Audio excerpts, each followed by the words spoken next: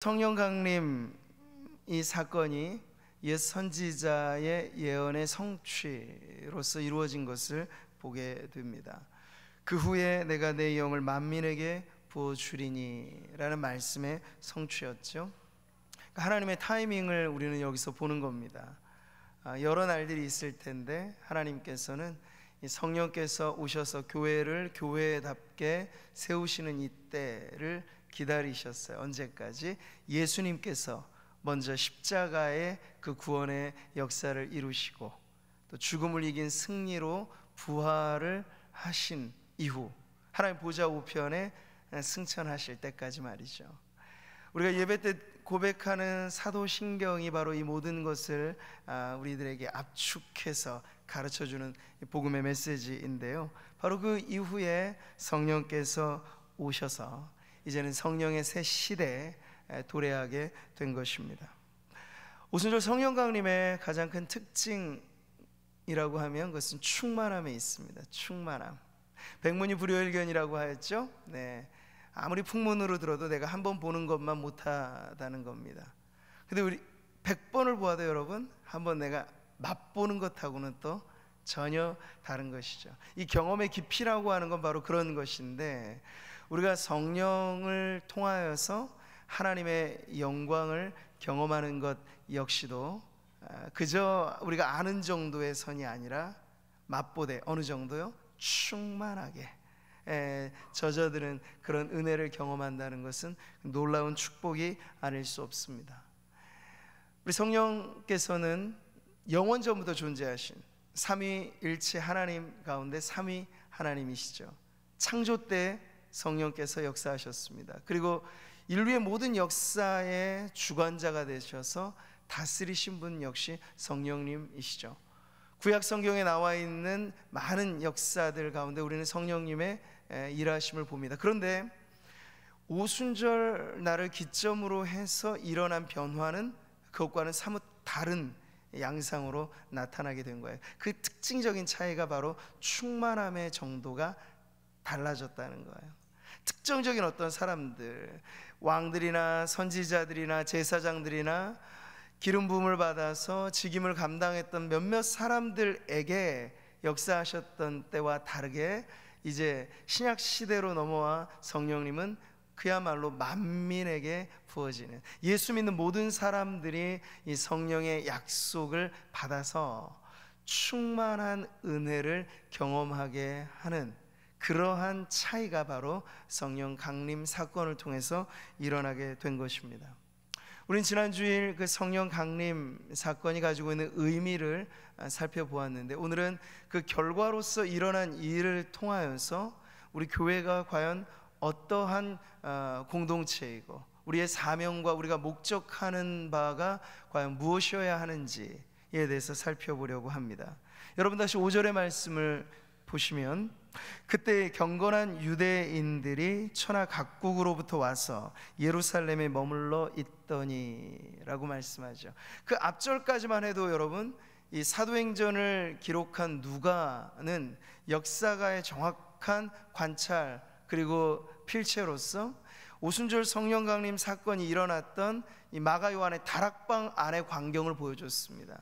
급하고 강한 바람 소리, 그리고 불의 혀와 같이 강렬한 그 임재를 생생하게 보여주었죠. 근데 여러분, 그 동시간대에 그 마가 요한의 다락방 밖에 있었던 사람들로 이제는 시선을 옮기는 거예요. 거기 많은 사람들이 모여 있었다고 지금 말하고 있습니다. 때는 오순절이었기 때문에, 오순절은 유대인들에게 아주 중요한 절기였기 때문에 절기 때마다 흩어져 살았던 디아스포라 유대인들, 그들이 예루살렘을 향하여 모여 들게 된 때입니다. 여기서도 우리는 하나님의 타이밍을 보는 거죠. 왜 다른 날이 아니라 오순절에 이 역사적인 사건이 일어났을까 하면, 이때 많은 사람들이 바로 예루살렘에 모여들고 그들로 하여금 하나님의 큰 일을 나타내기에 가장 절호의 찬스가 바로 이날이었기 때문이죠. 여기서 우리가 알게 되는 것은 성령님의 충만한 역사는 교회를 변화시키는 것으로만 끝나는 것이 아니라 세상의 무언가 변화를 일으키는 그러한 시작점이라고 하는 것이죠. 예수님께서 보혜사로 오실 성령님에 대해서 이렇게 말씀하셨습니다. 그가 와서 이 성령님이 오실 때 죄에 대하여, 의에 대하여, 심판에 대하여 세상을 책망하시리라, 이런 말씀을 하셨어요. 그러니까 성령님의 역사는 단순히 교회 안에서만 머물지 않습니다. 아직 예수님을 믿지 않는 사람들에게 여러분, 우리가 전하는 이 복음, 예수 십자가, 부활, 이 낯선 개념들, 이것이 어떻게 들려질까요? 그 영혼 안에 성령께서 마치 통역자 역할을 하셔서 그 개념이 이해되고 마음으로 받아들여지게 하고 하는 이런 변화가 있어야만 세상으로부터 그들 역시도 부름받아 교회의 일원이 될 수 있다는 거예요. 그렇기 때문에 성령께서 세상을 향한 성령의 일하심은 의에 대하여, 죄에 대하여, 심판에 대하여 세상의 들리는 방식으로 복음이 전해지게 하신다 하는 이런 말씀이죠. 여러분, 예수님의 탄생이 지니고 있는 의미, 온 백성에게 미칠 큰 기쁨의 좋은 소식이듯이 성령께서 이 땅에 오셨다 하는 것 역시도 바로 온 세상을 변화시킬 역사적인 날이 도래했다라는 것을 가르쳐 줍니다. 자, 보이지 않는 손길, 그러나 살아 역사하시는 하나님의 손길이 지금 예루살렘을 또 중심으로 마가 요한의 다락방, 거기 무언가 일이 벌어진 120여 명의 초대교회 성도들 안에 있었던 이런 의미 있는 역사의 사건의 현장에 이들을 불러 모아주셨을 땐 분명한 하나님의 목적이 있다는 사실이죠. 자, 여러분, 우리가 알게 되는 것은 성령 강림, 또 성령의 충만을 받은 성도들 안에 일어난 현상 가운데 낯선 외국어가 그들의 입술에서 터져 나왔다 하는 방언의 현상을 우리는 말씀을 통해서 보았습니다. 그 배워 익힌 외국어가 아니에요. 난데없이 뛰쳐나온 말을 하게 된 거죠. 근데 그 말이 의미 없는 소리들이 아니라 거기 몰려왔던 각국의 사람들, 오늘 성경 본문에도 꽤 많은 지명이 열거되고 이 종족의 이름들이 나오잖아요. 이건 다 언어를 기준으로 해서 다양한 종족들을 표현해 주는 말인데, 그들의 언어로 지금 배워본 적도 없고 안 적도 없었는데 초대교회 성도들이 무언가 메시지를 지금 전하는 현장을 지금 보여주고 있는 것이죠. 이 말씀 우리 같이 한번 더 읽어볼까요? 큰 무리가 모여 각각 자기의 방언으로 제자들이 말하는 것을 듣고 수동하여 다 놀라 신기하게 여겨 이르되, 보라, 이 말하는 사람들이 다 갈릴리 사람이 아니냐? 우리가 우리 각 사람이 난 곳 방언으로 듣게 되는 것이 어찌 됨이냐? 여기 지금 소동하는 사람들, 이게 세상 사람들이에요. 놀라워하면서 신기해하고 있습니다. 왜냐하면 그들이 알고 있는 것처럼 그 120명의 초대교회 성도들은 갈릴리 출신 사람, 순수혈통의 유대인들이에요. 모국어가 히브리어고 일상어가 아람어인 사람들인데, 그리고 갈릴리 억양이 아주 강한 그러한 사투리, 말하자면 있단 말이에요. 그런데 이들이 아주 유창하게 여기 모여든 수많은 각국의 열국의 언어들을 지금 말하고 있는 것을 보면서 놀라움을 금치 못하고 있는 거죠. 우리식으로 말하자면 여러분, 경상도에 태어나서 뼛속 깊숙이 경상도 방언이 스며들어 있는, 경상도 사투리를 지울 수 없는 그런 분들이 갑자기 말이요, 서울 말씨를 아주 유창하게 구사한다. 이건 거의 불가능한 일이거든요. 표준어를 말할 수는 있지만 억양은 못 고쳐요. 이 손끝의 지문처럼 바꾸기가 힘든 거죠. 그런데 그게 바뀌어졌다고 생각해 보세요. 그 출신을 알고 늘 하는 그 말 억양을 아는데 갑자기 다른 말을 한다고 생각하면 그를 알고 있었던 사람들이 놀라워할 일이 생긴 거죠. 근데 이런 지방어만이 아니라 일본어를 모르고 중국어를 모르고 인디어를 모르고 다 모르는 말들인데 갑자기 그런 말들을 한다고 했을 때 거기에 속해 있었던 사람들은 놀라워할 일이 일어나게 되는 거죠. 자, 당시 다양한 언어가 성령 충만한 성도들의 입에서 쏟아져 나왔다 하는 것.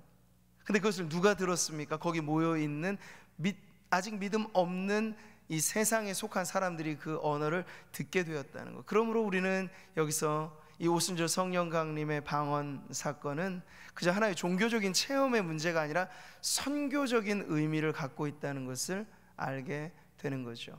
오직 성령이 너에게 임하시면 너희가 권능을 받고, 그 권능이란 무엇이에요? 예루살렘, 온 유대, 사마리아 땅끝까지 이르러 예수님의 증인이 되게 하는 권능을 주셨다는 거예요.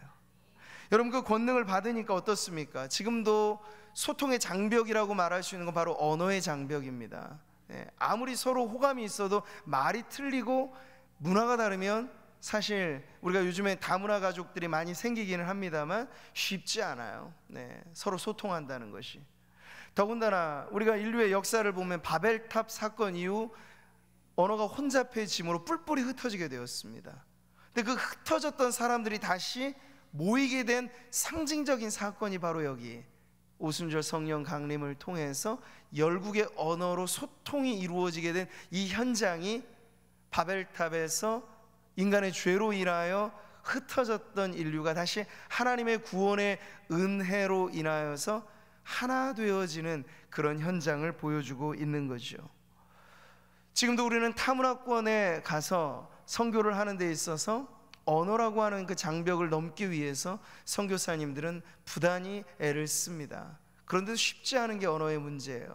근데 여기서 우리가 성령께서 권능을 주셨을 때 가장 극복하기 어려운 것 같은 이 언어의 장벽을 뛰어넘게 하셨다라고 하는 이런 상징적이고 역사적인 기념비적인 사건을 보게 되는 거죠. 예수님께서는 지상 명령으로 제자들에게 이런 말씀을 하셨습니다. 너희는 온 천하에 다니며 만민에게 복음을 전파하라고 말이에요. 지상 명령, 선교의 명령입니다. 그런데 명령만 주신 게 아니라 그 명령을 수행할 수 있는 능력도 주셨다는 것이 바로 오늘 오순절 성령 강림이 갖고 있는 아주 중요한 내용입니다. 선교는 그래서 하나님으로부터 시작해서 하나님으로 이어지고 하나님으로 귀결되어지는 일이라고 할 수 있는 것이죠.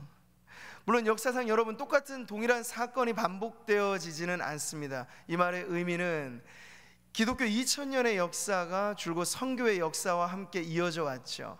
그런데 선교가 확장되어지는 곳마다 오순절이 똑같이 재현되거나 반복되지는 않았습니다.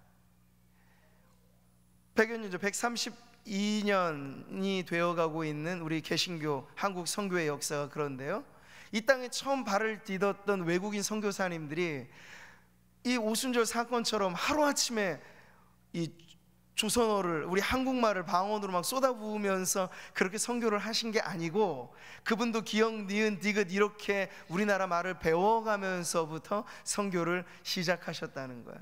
그러니까 똑같은 것이 반복된 것은 아니지만 오순절 성경 강림이 우리들에게 가져다주는 희망의 메시지는 궁극적으로 하나님께서 교회가 이 땅을 변화시키게 하는 데 있어서 필요한 자원을 공급해 주셨고 능력을 부어 주셨다 하는 사실이에요.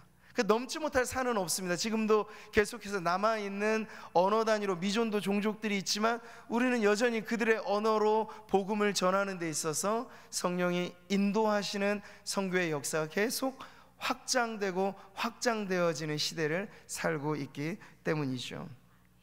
성령 충만의 경험은 다양합니다. 은사도 다양합니다. 그런데 그 모든 것이 향하는 목적지는 하나입니다. 방향은 같습니다. 그게 뭘까요? 오늘 우리는 이 주변에 몰려들어 있었던 믿지 않는 사람들의 증언을 통해서 그게 무엇인가를 듣게 되는데요, 바로 11절의 말씀입니다. 같이 한번 읽어볼게요. 우리의 각 언어로 하나님의 큰 일을 말함을 듣는도다. 자, 거기 방언의 현상이 외국어로 이렇게 나타난 것이 무질서하고 산만한 이야기들이 아니라 하나의 분명한, 마치 우리가 합창을 하듯이 말이에요. 파트별로 다 다르잖아요. 그런데 지휘자의 인도를 따라서 아주 웅장한 그러한 멜로디로 들려지게 되는 것처럼 지금 그 120여 명의 사람들이 각각 다른 언어들로 말하고 있었지만 하나의 주제는 동일했습니다. 하나님의 큰 일, 하나님이 이루신 구원의 역사, 하나님이 베푸신 은혜와 사랑, 이런 하나님의 일하신 그 손길을 높이는 바로 그 내용이 그들의 입술에 쏟아져 나온 언어의 내용이었다는 것이에요. 여기서 우리는 교회를 보죠. 교회란 무엇인가를 봅니다. 하나님의 큰 일을 외치는 사람들, 그들이 바로 교회요 성도인 줄 믿습니다. 오늘 우리는 가장 순수한 형태의 기독교가 무엇인가를 보는 거예요. 단순하면서도 담대한 교회의 모습이 바로 여기에 있습니다. 성령에 충만하여서 우리의 입술과 우리의 삶과 우리의 사역과 모든 것을 통하여 하나님의 크신 역사를 드높이는, 그것이 바로 가장 아름답고 그리고 강력한 기독교 신앙을 가진 교회라고 말할 수 있겠습니다. 자, 역사 무대에 이렇게 영광스럽게 등장하신 성령님께서 그와 동시에 드러내신 것이 바로 교회라고 하는 공동체인 것이죠. 모든 입으로 예수 그리스도를 주라 시인하여 하나님 아버지께 영광을 돌리게 하시는 이런 성령의 역사가 먼저 어디에서부터 일어났습니까? 교회로부터 시작된 것이에요. 거기 모인 사람들 제각기 다 다른 사람들입니다. 출신이 다르고 성별이 다르고 모든 것이 다른 사람들. 그런데 성령이 임하셔서 그들을 하나 되게 하셨을 때 그들은 거의 이구동성하여서 하나님의 큰 일을 노래하고 선포하고 찬양하게 되었다는 거죠. 여러분, 이 시대가 어떻습니까? 자기 PR의 시대입니다. 직장을 하나 구하려고만 해도 아주 화려한 스펙과 그리고 유능한 경력과 자신의 인생의 감동적인 스토리를 꽉꽉 눌러서 이력서를 제출을 하죠. 근데 거기서도 발탁되기란 너무나 어려워서 계속해서 사람들은 자기를 PR할 만한 뭔가를 만들어가야 하는 그런 시대이죠. 이 시대적인 압박이 그렇습니다. 그렇다 보니 이 안에 있는 교회마저도 자기 PR의 방식으로 세상에 뭔가를 드러내는 시대를 우리는 경험하고 있습니다. 어디서 알 수 있죠? 여러분, 신생하는 교회들을 보세요. 교회의 이름이 이제는 더 이상 지역의 명으로 지어지지 않아요. 예전에 교회라고 하면 아주 단순했습니다. 우리 교회처럼 구미 상모교회 하면 되는 거예요. 구미라고 하는 도시에, 상모동이라고 하는 지역에 교회라고 하는 표시가 우리에겐 가장 단순하면서도 분명한 간판이 되는 거예요. 근데 문제는 상모동 안에도 여러 교회가 계속 늘어나니까 구미 상모 제1교회, 상모 중앙교회 뭐 이런 식으로 막 이제 이름이 늘어가게 되는 거죠. 근데 그것도 포화 상태가 되다 보니까 이제는 더 이상 지역명으로 교회 이름을 붙이지 않고 각종 새로운 교회 이름들이 막 등장을 합니다. 아주 다양한 수식어들이 막 붙여지죠. 제가 언젠가 한번 지나가다가 깜짝 놀라는 교회 간판을 봤어요. 눈을 씻고 다시 한번 봤으면 이거 정말 교회 이름 맞나? 꽃기호 교회라고 간판에 붙여져 있더라고요. 그건 아마 제가 추정을 해봤습니다. 베드로가 다구는 소리에 아마 회심하고 다시 회개하고 이런 것들 때문에 아마 그렇게 한 것 아닌가, 별의별 상상을 했지만 어쨌든 그 교회 이름을 규정짓는 기준이 뭔지는 아직 알지는 못하겠습니다.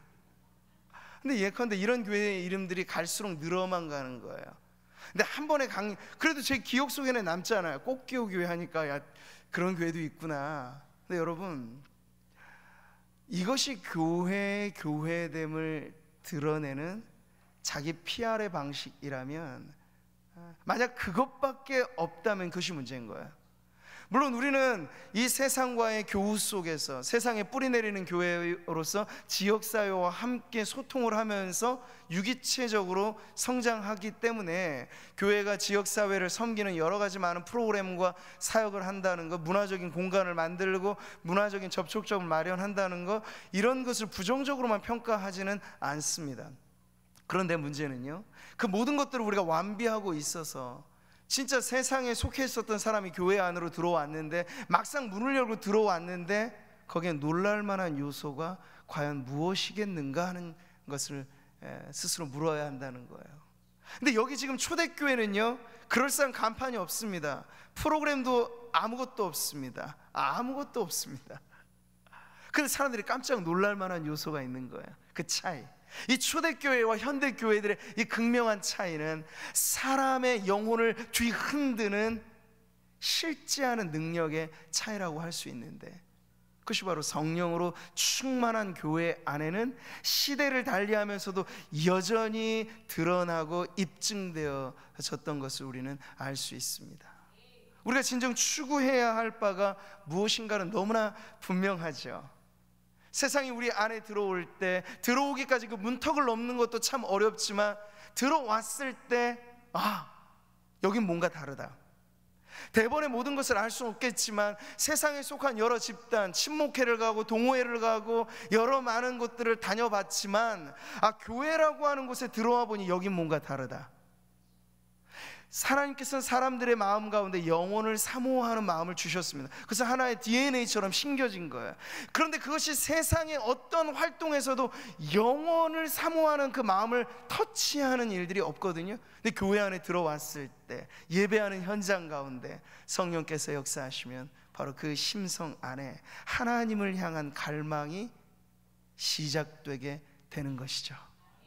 이게 바로 교회가 우리 스스로 자기를 피하라는 방식이 아니라 성령께서, 하나님께서 우리를 세상에 드러내 주시는 방식이라고 할 수 있겠습니다. 저는 꿈꾸고 기도하는 바는 우리 구미 상무교회가, 또 우리 교회뿐만이 아니라 이 시대 세상을 뒤흔들고 변화시켜야 할 그 사명을 감당하는 교회들로 하나님이 우리를 그렇게 드러내시는 교회가 되기를 바랍니다. 예수님께서 교회에 대하여 물어 말씀하셨습니까? 너희는 세상의 빛이라. 산 위에 있는 동네가 숨겨지지 못할 것이라고. 그 빛이 비춰지면요, 어느 곳도 가릴 것 없이 스며든다는 거예요. 그만큼 강력하게 교회의 영향력이 어두운 세상을 변화시킬 것이다라고 말씀하신 거죠. 빛의 속성처럼 어둠에 비춰지면 가릴 수 없고 숨길 수 없는 그 존재감이 드러나는 것처럼, 저는 교회뿐만 아니라 교회에 속한 성도들이 살아가는 삶의 반경이 환하게 빛을 비추는 삶이 되시기를 축복합니다. 당신을 보니 무언가 다르군요. 그 차이는 무엇입니까?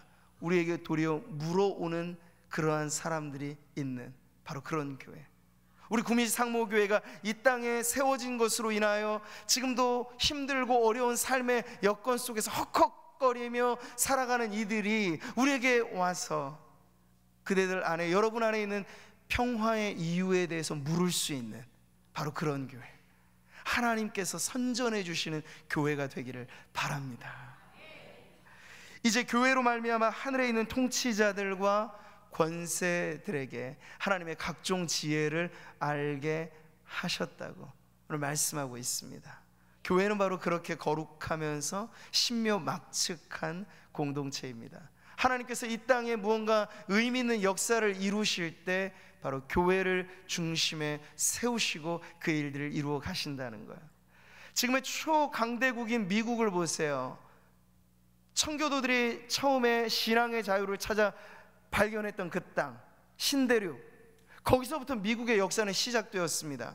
근데 그들이 꿈꿨던 도시는 무엇이냐면 다름 아닌 언덕 위에 도시를 세우고자 하는 거예요. 바로 이 마태복음의 말씀처럼 말이죠. 속속들이 환하게 복음의 빛으로 비추기를 바라서 그들은 타운을 건설할 때 정중앙에 교회를 먼저 짓습니다.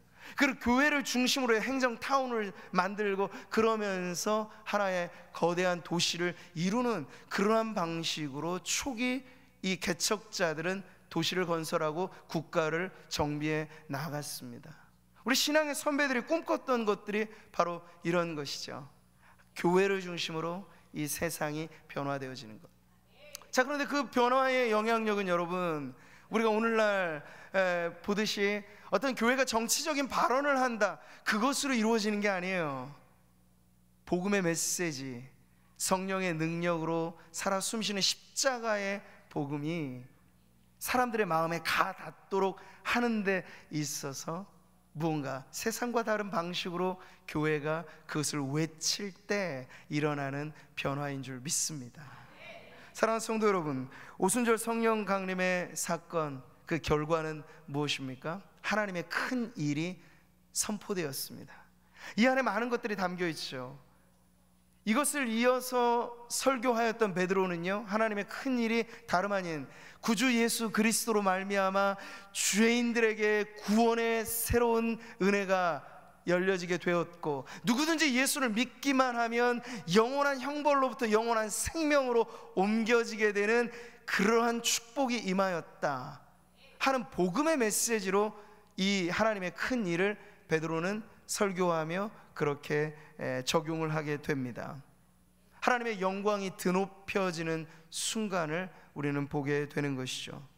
자, 이를 통해 우리는 성도 개인에게 뿐만 아니라 교회가 성령을 사모해야 하고 성령을 추구해야 하며, 보는 것만으로가 아니라 성령 안에 잠겨지듯이 그 충만함을 경험해야 하는데, 그 목적이 매우 뚜렷하고 분명해야 함을 깨닫게 되는 것이죠.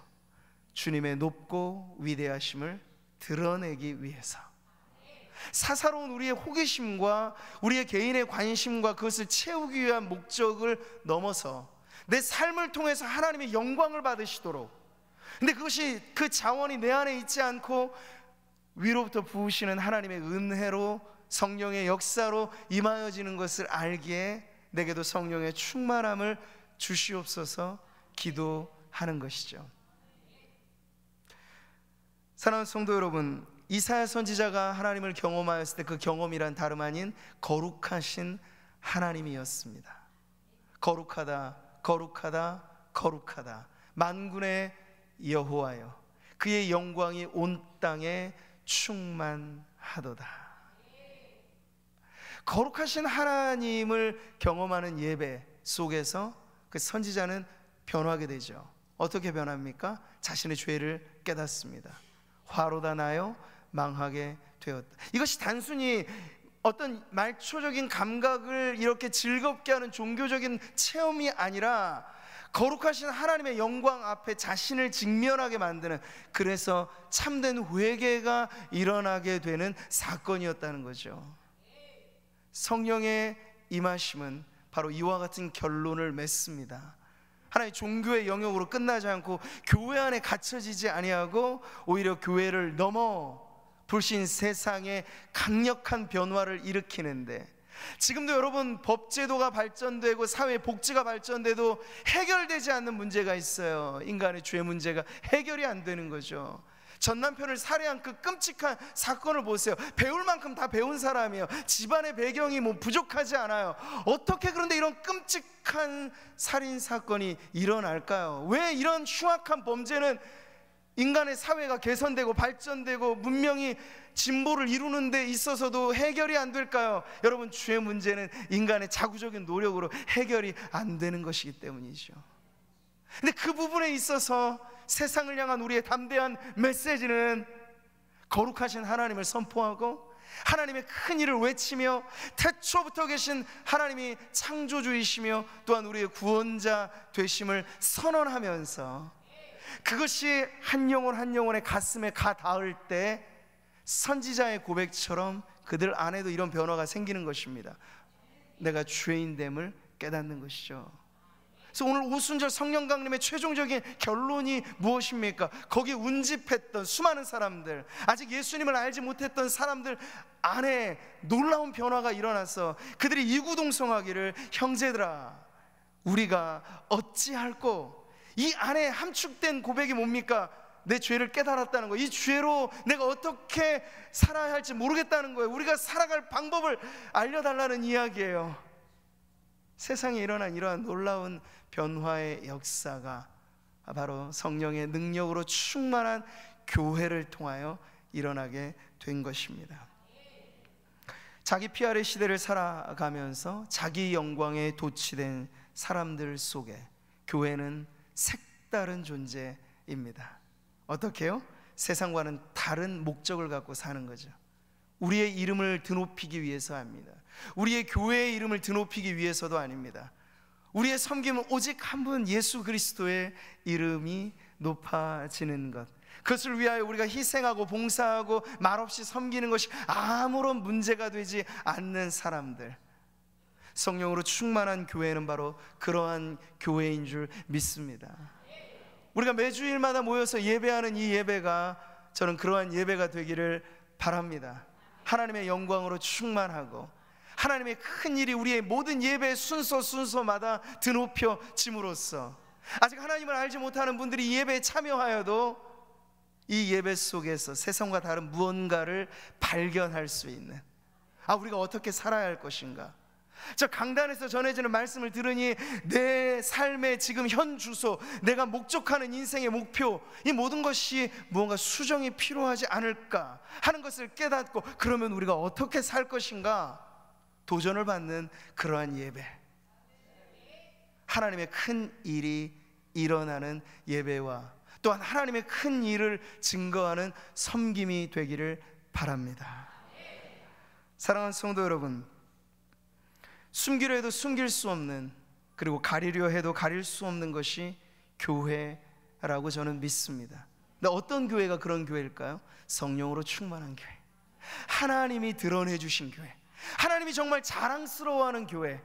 우리가 그런 교회로만 존재한다면 오늘날 바쁘게 숨가쁘게 돌아가는 이 복잡다단한 세상과는 다른 방식으로 우리는 세상의 빛이요 소금의 역할을 감당하게 될 줄 믿습니다. 우리가 세상으로 가는 것도 있지만, 우리가 정말 하나님의 영광에 도취되고 하나님의 성령께서 우리 가운데 역사하시면 하나님은 세상을 우리로 불러주실 것입니다. 오순절 성령 강림의 사건 때처럼 말이죠, 각계각층에서 복음을 듣기 위하여, 예수를 만나기 위하여, 영생의 소망을 얻기 위하여 수많은 발걸음들을 인도해 주셔서 우리 교회가 구원의 방주로서의 사명을 감당하기에 부족함 없도록 세워주실 줄 믿습니다. 오늘 교회를 교회되게 하시는 이 영광스러운 성령의 능력이 우리 모두에게 임하시기를 바라고, 오늘도 우리 안에 뿐만 아니라 이 지역사회 안에서 우리를 통하여 성령께서 행하시는 그 놀라운 변화의 일들이 이 도시를 새롭게 하실 줄 믿고, 우리가 그러한 기도로 힘차게 나아가게 되기를 주님의 이름으로 축원합니다. 할렐루야. 우리 같이 찬양할까요? 오늘 말씀은 하나님의 큰 일에